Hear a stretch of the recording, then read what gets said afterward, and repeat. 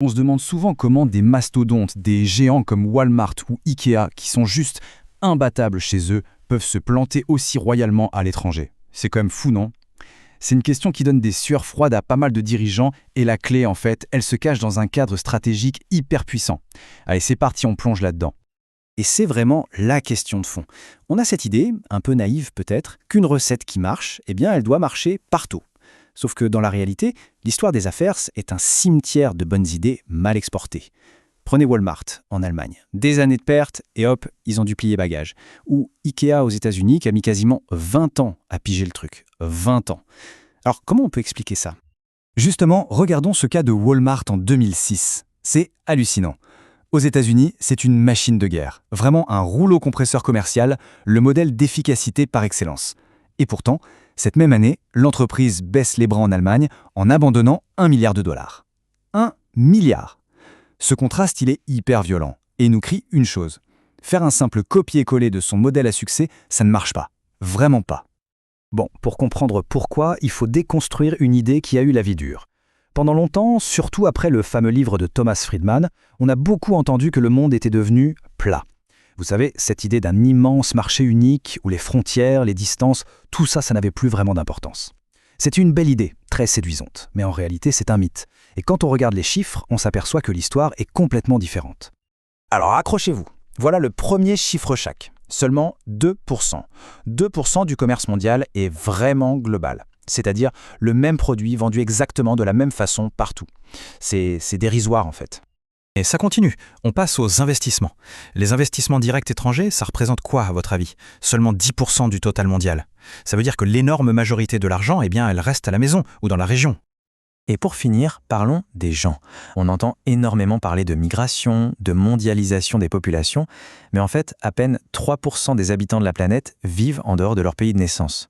Le constat est sans appel. Le monde n'est pas plat. Il est, au mieux, semi-global. Et ça, c'est vraiment le point central que met en avant le stratège Pankaj Ghemawat. Il nous dit « Attention, la culture, l'économie, la géographie, toutes ces différences entre les pays ne sont pas des petits bugs temporaires qui vont disparaître. Non, ce sont des caractéristiques permanentes du système. Elles sont là pour rester. Et c'est seulement quand on a compris et accepté ça qu'on peut enfin commencer à penser une vraie stratégie mondiale. » Alors comment on fait dans ce monde semi-global? Eh bien, Ghemawat nous donne une sorte de boussole, un outil pour naviguer dans cette complexité, le cadre AAA. Ce sont 3 stratégies fondamentales pour jongler entre ce qui nous rassemble et ce qui nous sépare à l'échelle mondiale. Adaptation, agrégation et arbitrage. Ok, commençons par le premier A, l'adaptation. L'idée est super simple à comprendre. En gros, on prend son offre, que ce soit le produit, le marketing, le business model, et on la modifie pour qu'elle colle parfaitement aux spécificités de chaque pays. L'objectif numéro 1, c'est la pertinence locale. Et c'est là que ça devient intéressant, parce qu'il y a un compromis. Le gros avantage, évidemment, c'est qu'on crée une connexion hyper forte avec le client local. On a tous en tête le Maharaja de McDonald's en Inde, sans bœuf bien sûr, ou le McBaguette chez nous en France. C'est l'adaptation parfaite. Mais il y a un prix à payer. Et ce prix, c'est la perte des économies d'échelle. Forcément, chaque petite adaptation coûte de l'argent et rend toute l'organisation beaucoup plus complexe. Maintenant, passons au deuxième A, l'agrégation. Et là, on est à l'exact opposé. L'objectif, c'est de standardiser au maximum. On cherche à vendre le même produit, de la même manière, partout dans le monde. C'est la course à l'efficacité, à l'optimisation des coûts et bien sûr à la construction d'une marque mondiale ultra cohérente. Là aussi, l'avantage est juste énorme. On explose les coûts unitaires à la baisse. L'exemple type, c'est bien sûr l'iPhone d'Apple. Que l'on soit à Paris, à Tokyo ou à New York, c'est le même appareil. C'est l'agrégation poussée à son paroxysme. Le revers de la médaille, on s'en doute, c'est qu'on fait l'impasse sur les différences locales. Et ça, c'est un risque, celui de passer complètement à côté de certains marchés. Et on arrive au troisième et dernier A, l'arbitrage. Celui-ci est peut-être un peu plus subtil.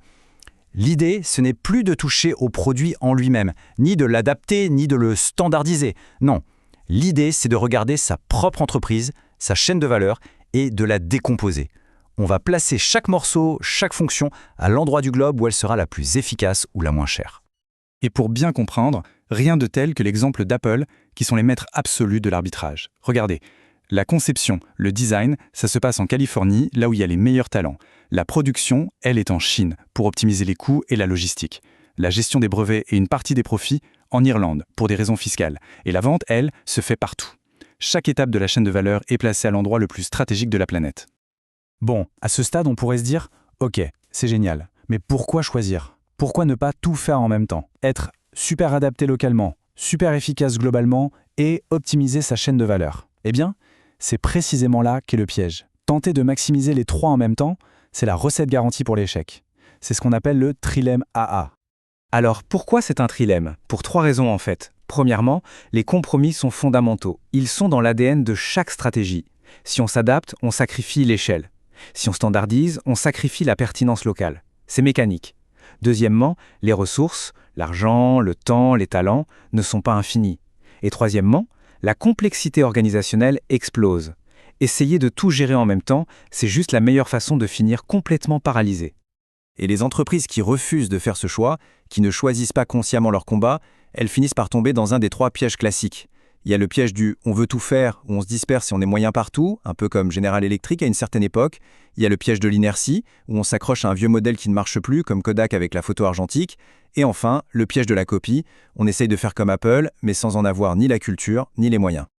D'accord, alors, comment on s'en sort ? La clé, ce n'est pas forcément de choisir un seul A et d'oublier les 2 autres. Non, la vraie finesse, c'est de trouver la bonne combinaison, le bon cocktail. En général, ça veut dire choisir une stratégie dominante et une autre en soutien, en secondaire. Et pour que ce soit bien clair, on va regarder 2 exemples qui illustrent ça parfaitement. Voilà, regardez ça. On a 2 boîtes, 2 succès incroyables, mais avec des recettes totalement différentes. D'un côté, Zara, le roi de la fast fashion. Leur stratégie dominante, l'agrégation, avec une logistique mondiale ultra standardisée. Et en secondaire, un arbitrage très malin de leur production. De l'autre côté, Danone en Chine. Eux, leur stratégie dominante, c'est l'adaptation. Une adaptation massive au goût des consommateurs chinois pour le yaourt. 2 chemins radicalement opposés, mais au final, 2 immenses réussites. Bon, maintenant qu'on a vu la théorie et les exemples, la question c'est comment on utilise ce cadre pour soi ? Comment on l'applique concrètement ? En fait, tout part de quelques questions fondamentales à se poser pour guider sa propre réflexion. Première grande question, et elle concerne les clients. Est-ce que leurs besoins, leurs attentes sont plutôt les mêmes partout ? Pensez à un smartphone. Ou est-ce qu'au contraire, ils sont très différents d'un pays à l'autre ? Pensez à l'alimentation, au yaourt. Déjà, rien que la réponse à cette question, ça va nous dire si l'axe principal de la stratégie devrait être l'agrégation ou plutôt l'adaptation. Deuxième question clé, cette fois sur les coûts. Est-ce que dans la chaîne de valeur, il y a des écarts de coûts énormes entre les pays, que ce soit pour la production, la recherche et développement ou même l'accès au talent ? Si la réponse est oui, alors il faut sérieusement regarder du côté de l'arbitrage, parce qu'il y a sûrement un potentiel énorme à exploiter. Au final, le message le plus important, c'est vraiment celui-là. Le but du jeu, ce n'est pas d'essayer d'échapper au trilemme, c'est impossible. Le vrai succès, il vient de la capacité à faire des choix, à choisir ses compromis, de manière consciente, délibérée. Il s'agit de dire, voilà notre bataille principale, voilà notre stratégie dominante, et voilà les sacrifices que nous sommes prêts à faire pour la gagner. Et donc pour conclure, toute cette analyse nous ramène à une question essentielle, une question ouverte. Dans ce monde qui n'est ni tout à fait global, ni tout à fait local, mais résolument semi-global, quel est le bon mix stratégique ? Quelle est la bonne combinaison d'adaptation, d'agrégation et d'arbitrage pour réussir ? C'est la réponse à cette question qui, au fond, dessinera la carte des gagnants et des perdants de l'économie mondiale de demain.